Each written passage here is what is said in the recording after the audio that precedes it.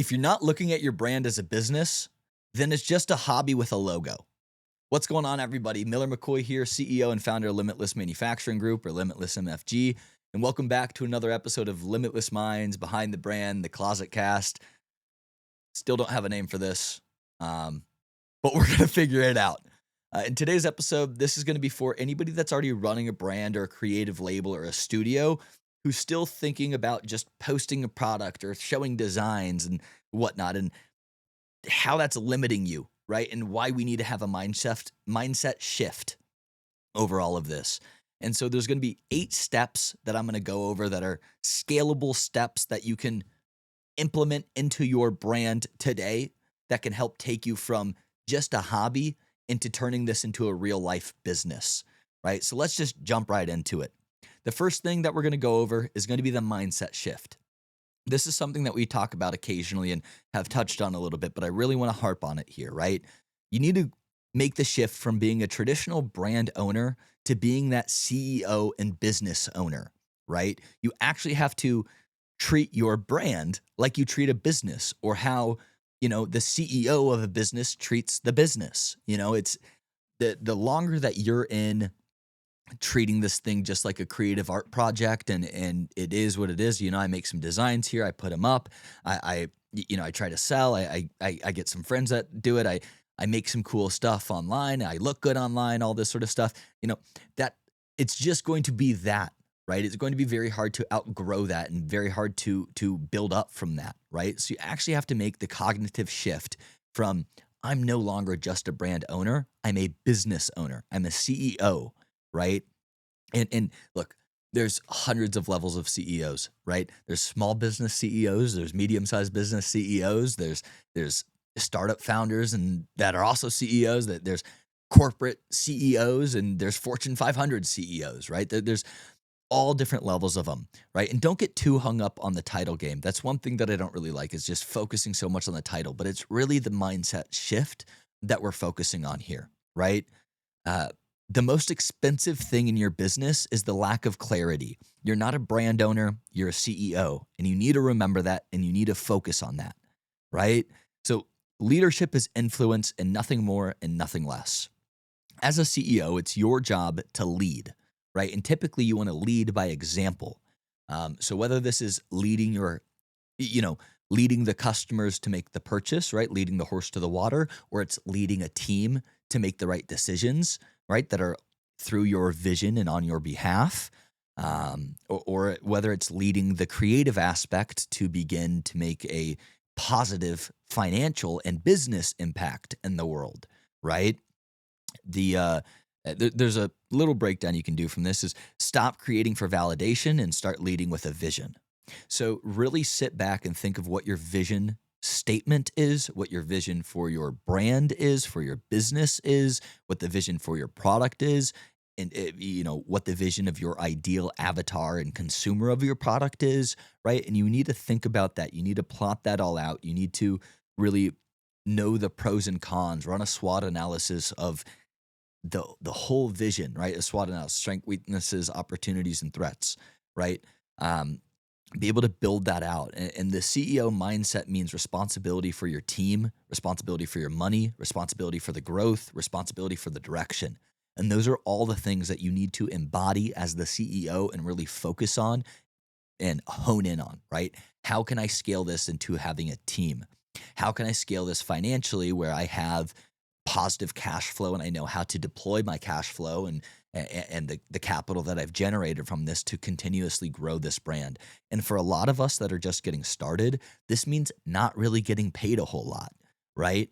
There's been countless times with my brand and here inside of Limitless where we've taken the cash that we've made and invested it back into the business, right? By doing this right here, right? Being able to build this podcast setup and take my time to make these podcasts and stuff like that, right? This cost money to be able to do, right? So I'm not the bucks that I could be making outside of this. I've taken that money and I've deployed it back into the business to be able to do this, and do the whole content suite and bring on more people onto our team and invest in, this whole entire room. So that way we've actually built an environment that is welcoming, where people want to come and people can actually get hands-on with it.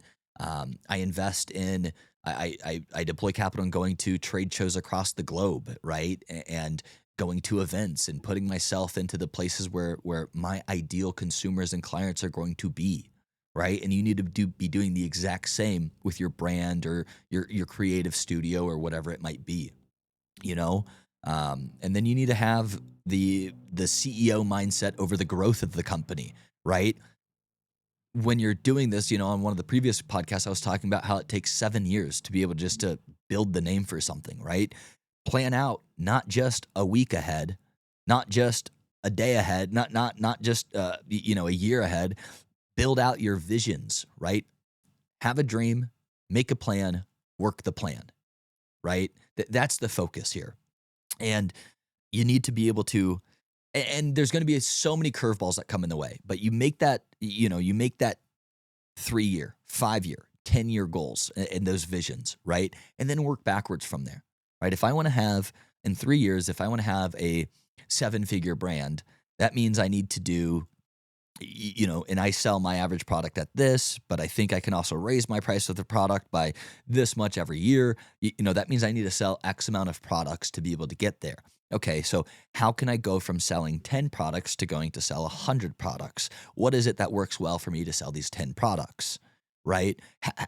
Okay, so I can sell this many products right here by doing this style of post. Well, what if I double down, right, on that style of post? Do I sell 20? Probably not, right? But if I double down, do I sell 12? Okay, so that makes sense. Now if I add in another initiative towards my content rollout, can I sell 20 then? Okay, great. I hit 20. Now if I brought on a UGC creator, can I sell 50? Okay, great. That worked. Now if I bring on 2 more UGC creators, can that push me to 100? Oh, one of them just went viral. Now I'm selling 1,000, right? That's kind of the growth mindset that you need to have. Have a plan, work the plan, and just go for it. The next thing that I really want us to look into is the identity and the mission, right? If your brand doesn't stand for something clear, no one will ever buy into it. So you really need to have a clear vision statement, mission statement, a clear identity for the brand, for who you are. All of this needs to be clear, right? You need to have the avatar, the perfect consumer for the brand needs to have a clear understanding of why this product is a great fit for them, or why they should get behind this brand, and why they should invest into this brand and purchase these products and spend their time consuming the content, right? All of that needs to be crystal clear. You have to make your product so good that somebody feels like an idiot for not purchasing it. You know, there's a few questions you can ask yourself here that can help guide you to the right direction for having a clear identity and mission. Number one, what problem does your product or brand solve? Number two, who are you speaking to and what emotions are you tapping into when you're speaking to them? And number three, is your story repeatable by someone else? In one sentence, right? So, is a consumer able to take your story, take your brand, take your product, and be able to, in one sentence, clearly describe it to somebody else, right? I'll give you an example here for Limitless. Limitless helps talent, IP, and brand owners generate revenue by creating and scaling product and lifestyle brands. A lot of people can understand that, right? Our target avatar understands that and can see that, right? So you need to figure out what that one sentence is that you can share with your consumers, that your consumers will understand, so that way they can go out and tell their friends in one sentence why this brand fits them, what that brand means to them, and then going on to the who are you speaking to and what emotions are you tapping into, right? This revolves a lot around your content strategy, um, finding that audience, that niche, right? What niche are you living in? What consumers are you going after? And how can you build that story through your content and through your dialogue that you present to these people to understand the story? And then secondly, what emotions are getting drawn from that story? When when you see um y- like GoFundMe's and stuff like that, there's always a heartfelt story, or there's always a. I remember when like video games were really big on GoFundMe to help try to get funding on that. Right, there was always like a implied story. These three video games missed the mark. What we're trying to do is bring that video game to fruition that everybody really wanted. We are like the same game, but we're better in all of these aspects because we provide you with this, that, right? If you're a brand, right? Who are you speaking to? Are you speaking to the athletes? Are you speaking to the nutrition heads? Are you speaking to and let's tone down actually on that athlete, right? Are you speaking to the weightlifters? Are you speaking to the endurance athletes? Are you speaking to the bikers? Are you speaking to triathletes? Are you speaking to the runners? Are you speaking to the swimmers? Right? And then what emotions can you pull from them? Do you want to be a endurance runner? Right? Do you want to be able to run ultra marathons? Well, my product can help get you there, right? Or my brand is all for people like you, right?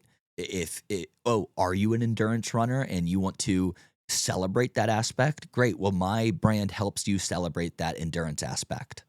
We shed light and we share light and we sponsor all these runners, and we make a really good either new supplement product, or we make a really good running hat, or we make a really good running short that all these other successful endurance athletes wear, right?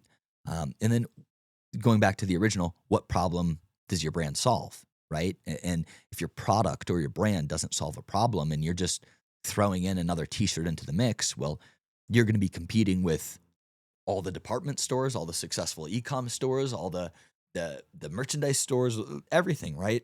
So you really need to hone in on that. What core problem does my brand or product solve? If you're, I'll give it a good example. This tattoo cream here, right?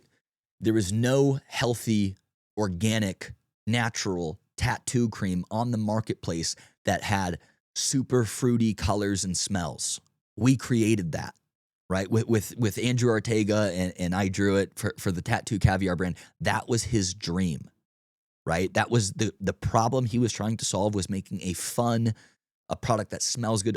This thing smells so good, it makes you feel like you almost want to eat it out of the jar. Now it's a tattoo balm. You'd never do that, obviously. And we've got safety guidelines around all of that stuff that state, don't do that.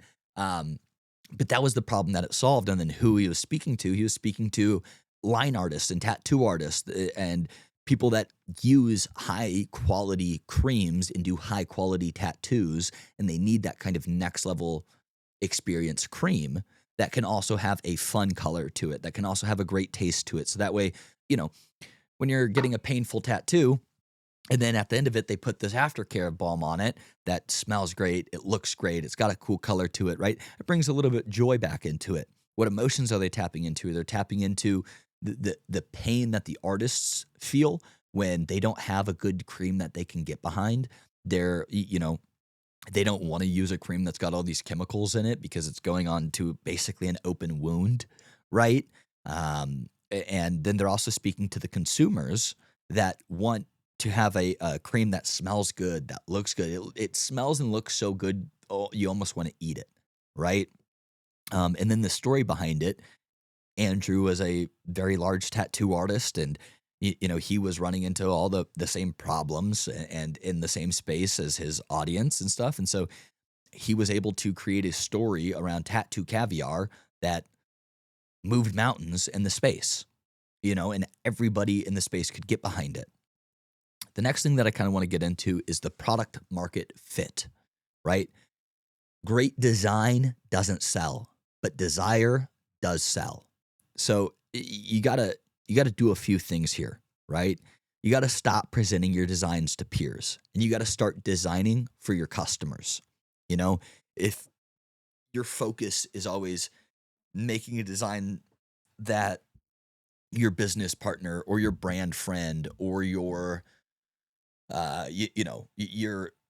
your buddy in school or your parents or your brothers or your sisters or whatever it is, that they like, but that's not your target avatar and that's not your target consumer, then their opinion doesn't matter. The more chefs you have in the kitchen, the messier the kitchen you're gonna have, the messier menu you're gonna have, the messier meals you're gonna have. So you gotta design for your customers. So you have to set an avatar, right? And when I say an avatar, I mean a person, a figure, a s- s- an identifiable person, and say, you are the correct avatar for my brand because you meet these 5 qualities, or whatever the standpoints are, right? Um, you have to be able to outline that avatar, and you have to be able to design for that avatar, right? Um, in today's world, right, if your niche is skate brands, well, how can you have to pick out one avatar in that skate group, or 10 avatars in that skate group, and those 10 people, that's who that's your real niche. It's not the whole skate community as a whole, because hell, there's park skaters, there's street skaters, there's longboarders, there's rollerbladers, there's scooters, right? There's so many different things that fall under skate.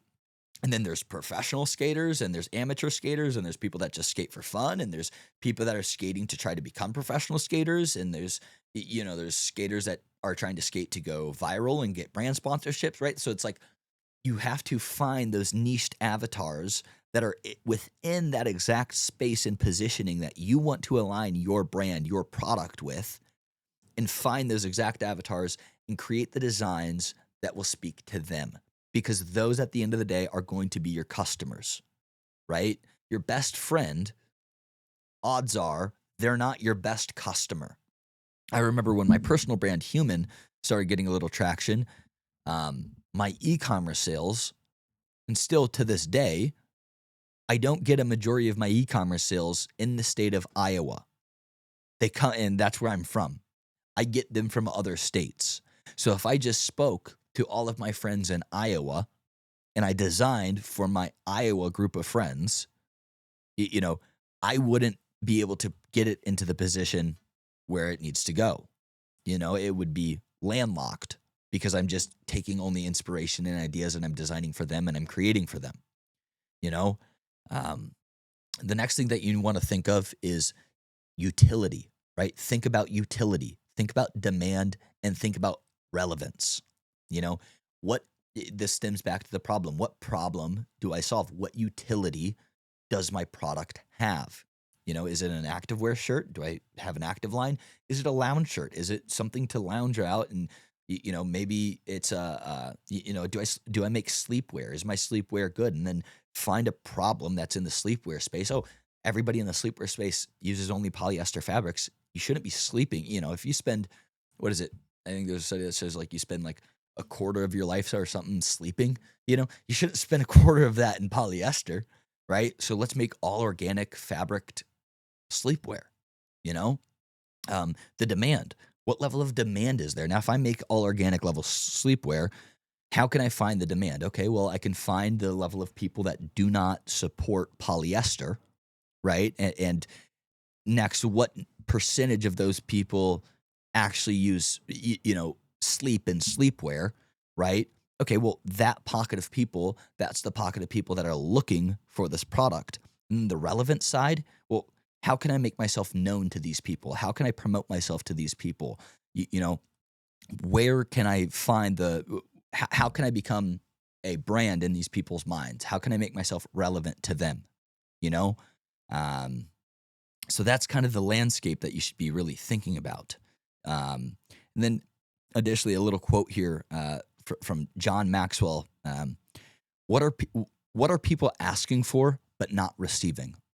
So if you can find something, like, this is a great example. This cosmetic is this tattoo aftercare cream was a great example. There were so many tattoo artists longing for a fun, smells good, looks good, hell, probably tastes good tattoo cream, then that's people wanted that, but they couldn't get that. They couldn't find that. So what did we do? We brought it to the market, and now they can find it. Now they can purchase it. Now they can consume it. Now they can use it. And everybody's been loving this product, by the way. Next thing I want to touch on is cash flow, right? One of the important parts of being a CEO is managing your cash flow, and as you grow as a business, the harder this gets. One thing I see all the time in this space. All the time in this space is a kid will have a successful release. They'll have a good launch. You know, they'll their video will go viral or whatever. They'll print, 100 grand or whatever it is, make $1 million on their release. And then instead of looking at that and knowing what they should keep of it and what amount they should reinvest back into the business of it, they go get a car, they go on trips all around the world. They, before you know it, they're blowing through all that cash, right?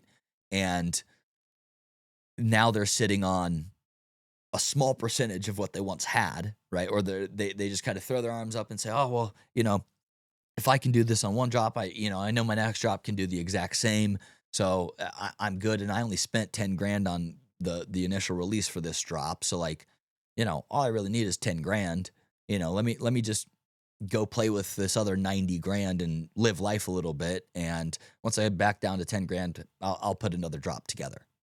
But they forget that drop only happened because they had that little piece of viral content that allowed them to get that quick cash, and they didn't know how to manage that cash properly. And that's a huge issue I see in this space, is just cash flow management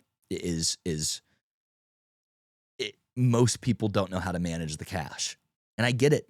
You're wanting to start a brand because you're wanting to make some money, and then finally you get that chance where you are making some money. And so you're like, oh, I can go live life now. Once you start making that money, that's when you've turned this thing really into a passion project and a hobby, into an actual business.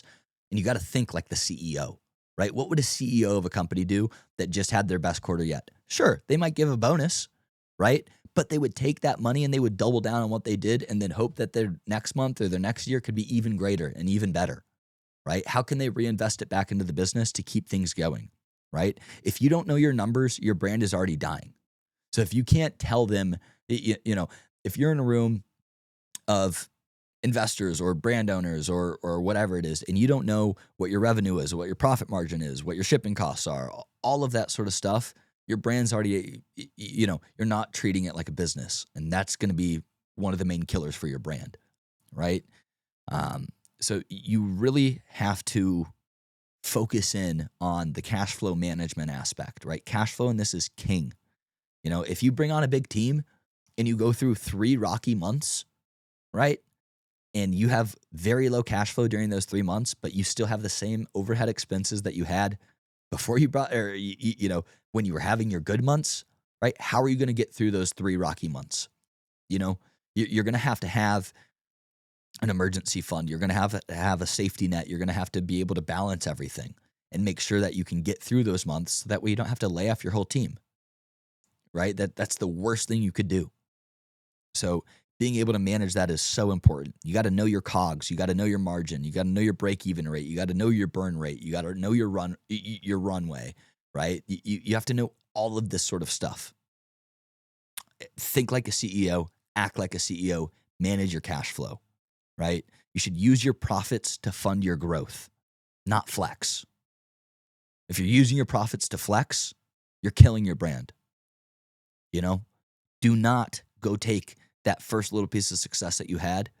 And I'm speaking from experience as well here. Don't go take that first piece of success that you had and go blow it on fancy dinners, new cars, and upgrading your living. Upgrade your business first, because that will come back around and pay you tenfold to what you going and getting a new car is going to do, or you going and, upgrading your life is going to do. The longer that you can wait, and the longer you can delay the gratification for upgrading your life, and you can focus on upgrading your business, the more rewarding the upgrade to your life is actually going to be. The more successful you're going to be.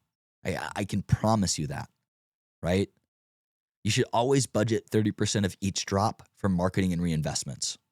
So if you're willing to invest $10,000 into the drop, you should know that you need to reinvest an additional 30% of that. So an additional $3,000. So then the next drop should have a budget of $13,000. The next drop should have an additional 30% of $13,000 into it at the minimum.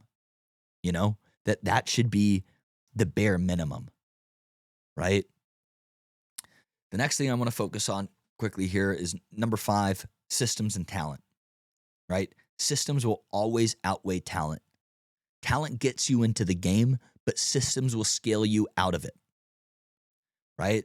So systems permit ordinary people to achieve extraordinary success continuously. Think about that. Systems permit ordinary people to achieve extraordinary success continuously. If you don't have a system, if you don't have an organization route, if you're always doing things on the fly and you never have a system, you might hit success once, but it's going to be very hard to replicate again and replicate again and replicate again. And if you're out here trying to grow a business, right, your brand is a business. If you're out here trying to grow that, then you need to be able to build an organizational system, right, that can grow your brand and print you repeatable success.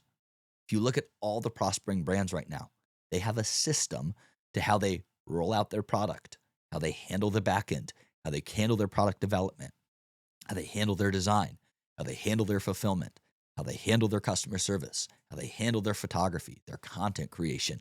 All of it is systematized. And that approach is the same approach you need to be taking whether your brand is, a $1,000 brand, $10,000 brand, $100,000 brand, $100 million brand. That is the same approach that you need to be taking to be able to grow your brand, right? So you need to learn SOPs, standard operating procedures, right? If you bring on a product developer, you have to know how to create a SOP for them that they can follow along, right? And they know that they're able to hit all of these marks. They have a system for how they can work inside of your company, and you know the exact things that they're responsible for and the results that they're able to provide you. Customer service needs an SOP. How do your customer service agents need to speak to your customers? What's the time frame that they need to speak to your customers? What is the system that they use to speak to your customers, right?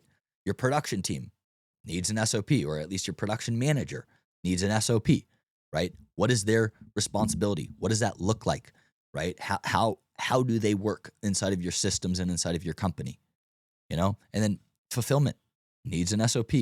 What are their, what is their standard operating procedure for how they need to grab a garment, put it in the bag, and ship it out? It's not that simple, right? Maybe when you're doing it out of your room, sure, it's that simple. But once you start scaling this thing, it's not as simple as those 3 steps. And brass tacks, yes, it is those 3 steps, right? But do you also want, who do you focus on first? Is it first printing out international shipments? Is it first banging out the 2, 3, the multi-piece orders? Is it all the single orders, right? What's the process? Once if you're doing a pre-order, once the pre-order comes in, how fast do they have to turn and burn those things, right? Are you doing a hybrid release? Okay, so focus on all the first product first. Once those are gone and we get the remaining pre-order garment in, right? Let's turn and burn those. What's the operating procedure for that, right? Next is you need to organize your back end like it's a franchise, right? You need to be so good as a CEO and as a brand owner that you can step away and you can hand the keys to somebody else and they can operate, right? If you're ever wanting to scale something that has real equitable value and you want to, sell this thing, you want to bring other people in, you want to get out of the business of it and let it keep running, you have to be able to have a solid back end that somebody can come in and do your job and take over for you, right? And that's one of the hardest things, right? A lot of brand owners, a lot of company owners, CEOs and founders, they don't want to give up that control. And there's a big difference when you're just bringing somebody in to replace that or alleviate you there, right? You're not giving up control of the company. You've built the SOP that person has to follow and they still have to report to you, but you're giving up the control of you doing it. So you need to be able to have a standard operating procedure for them to be able to follow and do. Think of you need to build a control center, right? Airtable, Trello, Shopify, Notion,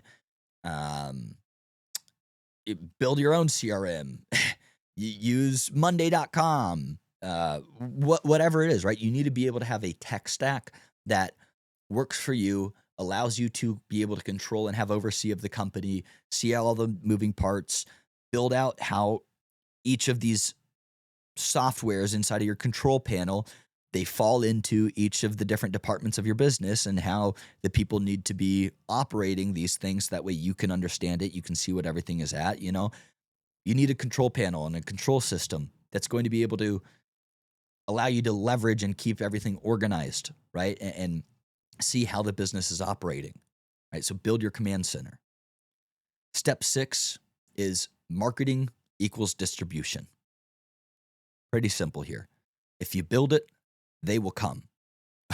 Unless you tell them where to go, right? So you need to build a launch runway, not just drop a drop post, right? You need to do a real rollout.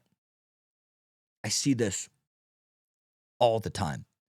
A brand will make a t-shirt, put that t-shirt on somebody, post it online, and say, this product is for sale. This t-shirt is for sale. That you're not doing anything there. That's a passion project again, right? Like, that's not going to generate you sales. Even if you go get Travis Scott, if you're a startup brand, and you just got Travis Scott somehow to wear your product and you post it, sure, maybe your friends are going to consume that and think that, that's a flex. Oh, shit, let me buy that, right? But it's a lot deeper than that. It goes a lot more than that. You need to build a launch runway. You need to have a successful rollout, right? You have to let the consumers know that the product is coming, what the product is, why the product will benefit them, why they should purchase the product, how they can purchase the product, when it's going to come out, where it's going to come out. All of the questions need to be answered within your rollout so that way a consumer can make their educated purchase on consuming your product. There's the offers should outweigh the aesthetics. And I think today's world is showing that is so true. With the up spike of outreach, or not outreach, but the up spike of UGC, right? It is, a lot of this user generated content, none of it is professionally produced. It's all just very organic, natural, to the core. It's somebody consuming the product and telling their experience about the product, right? As opposed to the aesthetics of the product. Now, I do think that there's a real world, especially in the branding space, where both are very important, right? You look at like a Million Dior or a Million's Good or a Nude Project or something like that. There's a very curated aesthetic that their brand website and their brand page follows, right? But what really is getting them to convert is the combination of the two. There's the offer coming from the UGC video, right? And then somebody seeing that this person really liked this product and they had a good success with this product, they then go view the brand and they really like the aesthetic that brand is pushing and they want to live vicariously into that aesthetic. So they think by purchasing the brand, they are falling into that aesthetic round, right? But it's the combination of the two. And I will always say the UGC will always outweigh a aesthetically pleasing feed, So think about with your offers, right? If it's a UGC route or if it's just a fast offer on the website or something like that, right? You can think about a bundle deal. You can think about a time urgency sort of deal or an exclusivity sort of offer, right? Those are 3 quick things you can implement onto your website and in through your launch runway or your rollout that can create the more amplified offer, right? And if your UGC creators are also speaking on how they were able to secure this product with, this brand's, this brand did XYZ. They had a bundle deal that was this. I was able to secure one of the bundle offers. Here's my experience with it, and showcase that. That's going to hit a lot harder than just having a very pretty photo of somebody wearing the t-shirt or whatever the product is, right? So you can use email, SMS, affiliates, and affiliates is that UGC route, influencer seeding, to intentionally show these offers and match and align with the aesthetic. The seventh thing I want to touch on is team building and leadership.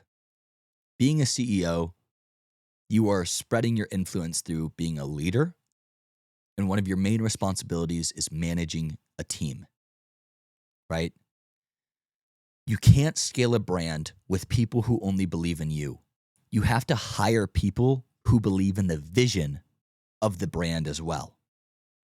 The leader's attitude sets the tone for the team, no doubt.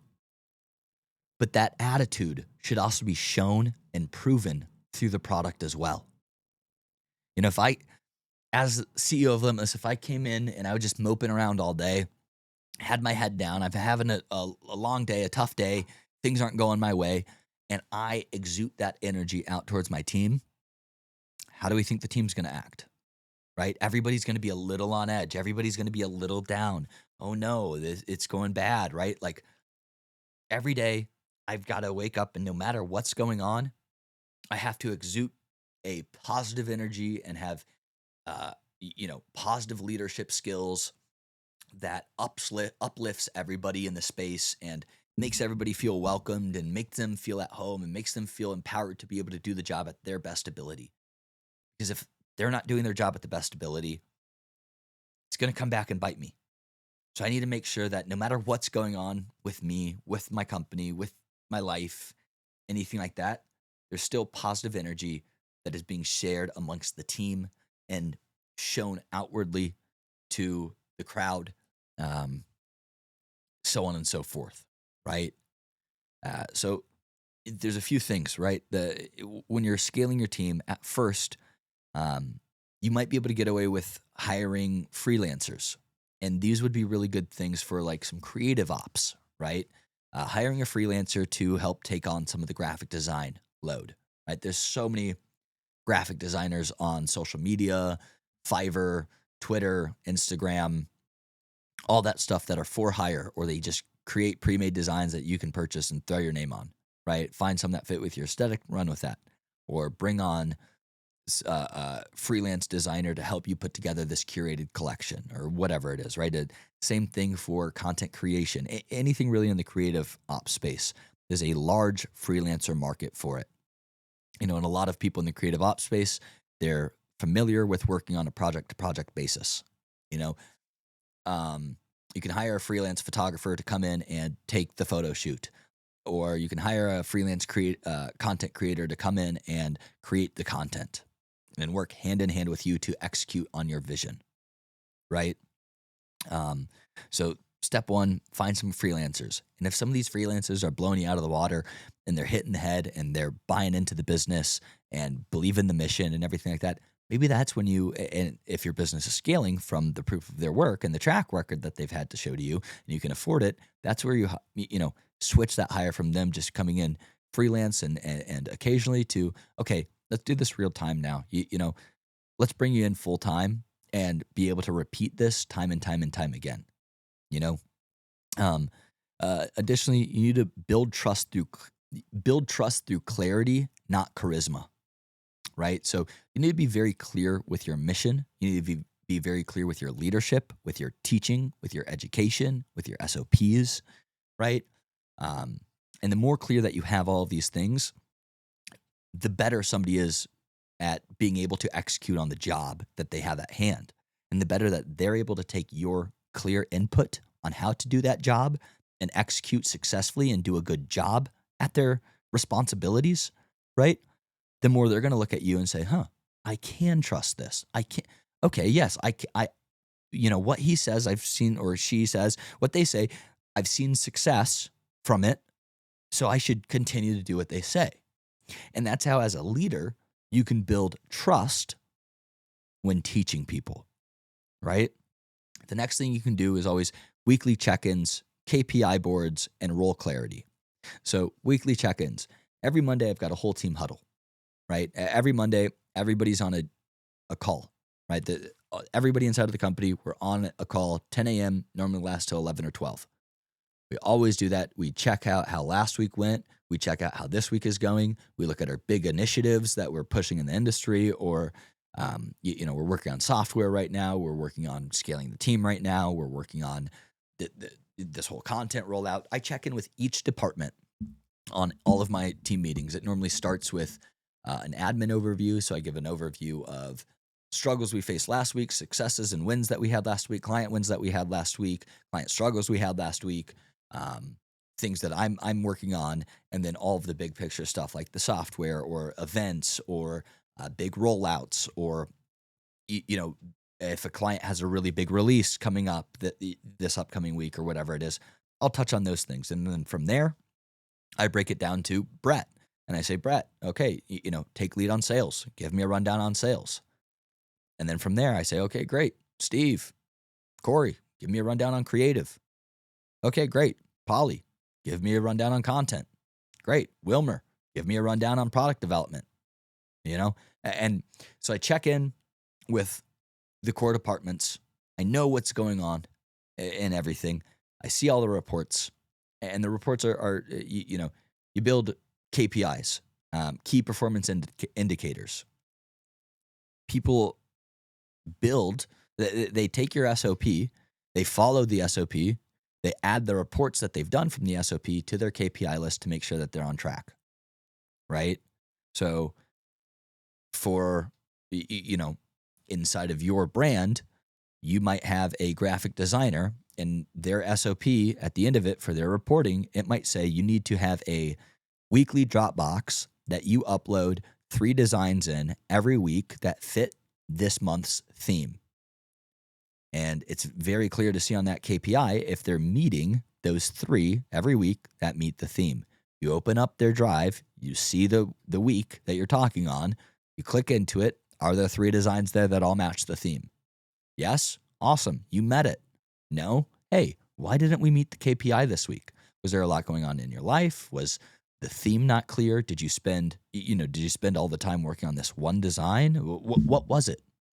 Right? So, and then role clarity, right? And that the clarity comes in from building those SOPs, and being able to clearly teach the person the role and their responsibilities, and for them to have a successful chance of hitting those roles and responsibilities and their KPIs. If you can get somebody that is continuously meeting their KPIs and they keep getting that little hit of dopamine from, I'm doing well. I'm meeting all my goals. I'm meeting all my responsibilities. Everything's going well. The business is moving. We're growing. We're building. That's how you're going to be able to build longevity with your team. Finally, number 8, consistency over hype, right? Brands don't die from failure. They die from inconsistency. In today's world, with the amount of consumption that goes on and the amount of people that, everybody, right now we're fighting social medias and businesses and companies and brands. They're fighting for attention, right? They want your attention. The more attention that you give them, the better their brand is going to do. So the more you are inconsistent with that attention, being able to get somebody to provide you attention, the worse off your brand's going to be, right? The longer you can stay consistent and you can continuously grab your consumers' attention, the more successful you're going to be. Weekly content, monthly launches, quarterly goals, daily stories, all of those things are important for keeping the attention, for keeping your name in the mouth, right? For keeping your name in the head. All of those things, so important for consistency. You can't rely on virality, right?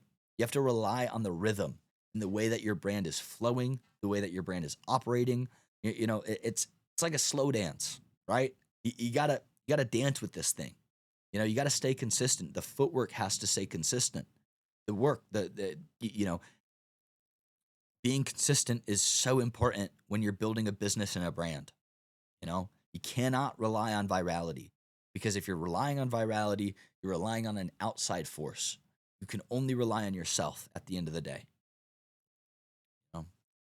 And real business is always momentum based. It's the more momentum that there is there, the more things that are going. It's like a snowball, right?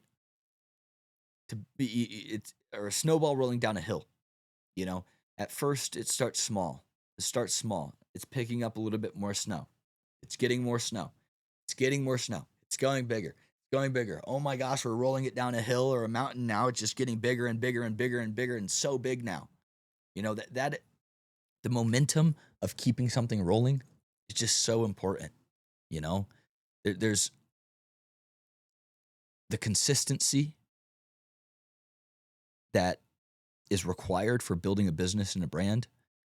It is oftentimes one of the most difficult things as well, but it is one of the most important things. If you just go away for 6 months, hell, 3 months, 2 months, a month, your name's starting to get forgotten. There's 2 other people that are staying consistent that those consumers are going to start gravitating towards. So you have to stay on top of the game. You have to stay consistent. Those are the main 8. I do have 2 more freebies that I'm going to share with you. Customer obsession. Your customer's not your follower, right? It's the one who checks out.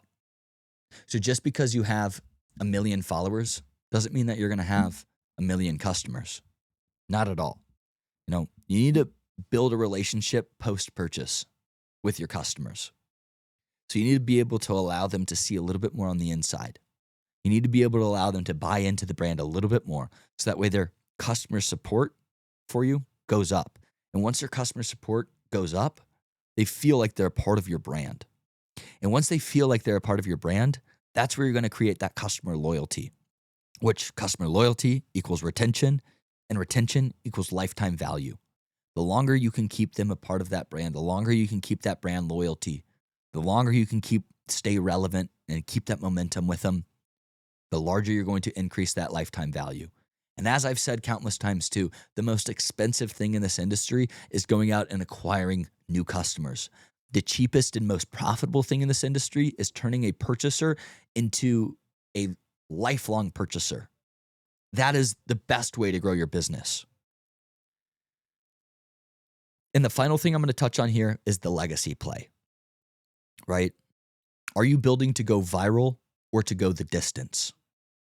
If you're building to go viral, and that's always your hope, that's always your goal, that's always your focus, the long-term thing isn't probably for you.